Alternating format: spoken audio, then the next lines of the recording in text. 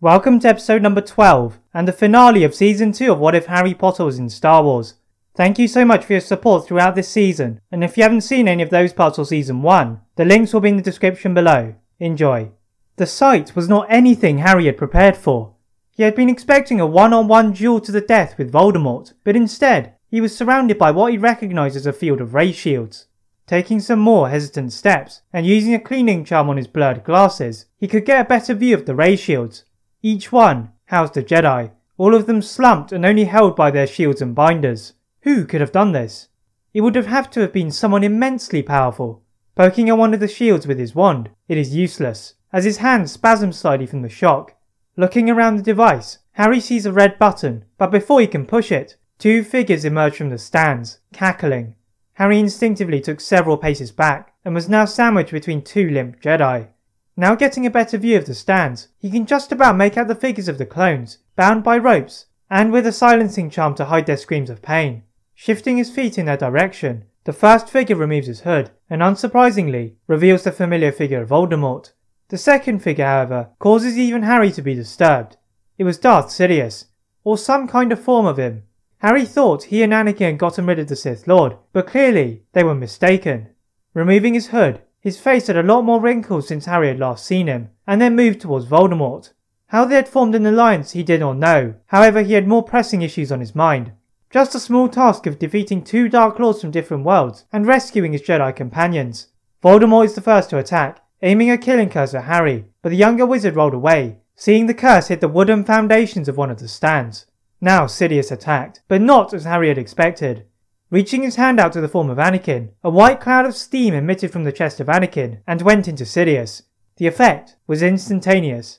Anakin's body lurched uncomfortably and slumped some more, whereas some of Sidious's wrinkles began to fade, and he levitated several centimeters off the ground, gliding towards Harry. This was not good. Avoiding several more dark curses from Voldemort, Harry was getting desperate. He could not run around forever. With a quick summoning charm, the broom he had previously used hurtled towards him, and he jumped on. Weaving from side to side, Harry headed straight towards the stands, doing loops of the perimeter of the pitch. Harry first cast severing charms to get rid of the ropes binding the clones, before using counter curses to lift the silencing charms. Although some of the severing charms cut through the clone armor, Harry did an excellent job, considering he was having to dodge Voldemort and Sidious's attacks. Seeing Harry free the clones angered Sidious, and he stretched his hand out to drain the life of Grandmaster Yoda. Harry immediately ordered the clones to start freeing the Jedi, before Sidious gained too much power for everyone to handle. The clones silently moved around the outskirts of the premises, with Harry keeping the two Dark Lords distracted in the air. Landing back down on the pitch to the opposing side of the encaged Jedi, Sidious used this to his advantage, and upended the Quidditch hoops, throwing them in the direction of Harry. Although Harry dodged them all, the hoops clattered into the stands, sending a hailstorm of splinters into Harry, which tore through a lot of his skin. Harry attempted to use a bandaging charm on himself, but Voldemort anticipated this, and swiped away Harry's wand out of the young man's reach. Sidious and Voldemort stepped closer in, their eyes like hungry predators. Sidious lifted Harry into the air, and began to choke the life out of Harry. Any attempts to reach for his spare wand made impossible by his ever-constricting throat. This was it, Harry thought to himself. His final act. And then, it happened. The wand that Voldemort moved away was suddenly back in his hand, and fired a spell with what he thought was his last ounce of energy.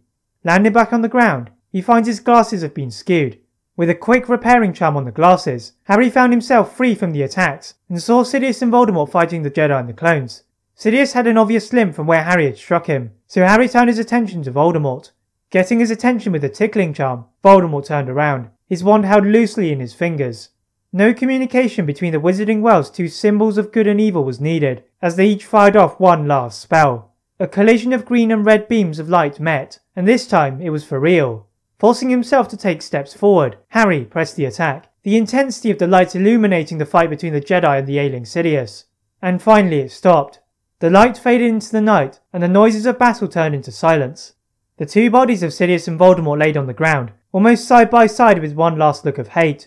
But Harry and the Jedi had done it. Hopefully this time, they were gone for good. Moving towards some of the tired clones and Jedi, Harry sees Anakin and Yoda breathing slowly, and uses a reviving spell on each of them, causing their eyes to flash open. The colour that had been drained from them had been fully restored, much to their delight, and none of their powers had been lost. A sudden uproar interrupted the moment of reflection, as the death of Voldemort removed the charms from the Quidditch pitch, allowing for the students and survivors to bombard the pitch. The Jedi didn't want the attention, and hastily bid farewell to Harry. They would see each other again, there was no doubt of that. Heading back to their ship, Anakin and Harry exchanged one last look before he departed back to Coruscant. With the Jedi gone, Harry allowed himself a look behind him, and was immediately engulfed by everyone. Although he appreciated the support, like the Jedi, he wanted some peace and quiet. Seeking out Ron, Hermione and Ginny, Luna managed to distract the entire audience, and allowed the four to sneak out of the pitch. Seeing the outline of Hagrid's hut, there was one last surprise left for Harry.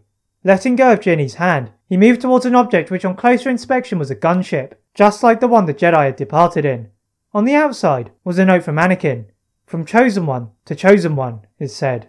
From anyone else, the title of the Chosen One would have grizzled him, but Harry knew if there was one person who had been in his shoes, it was Anakin. Stepping into the cockpit, Harry beckoned Ron, Hermione and Ginny aboard. Firing up the power generators and closing the doors, he took off into space. He had no intended destination, but he was going to show his friends the universe.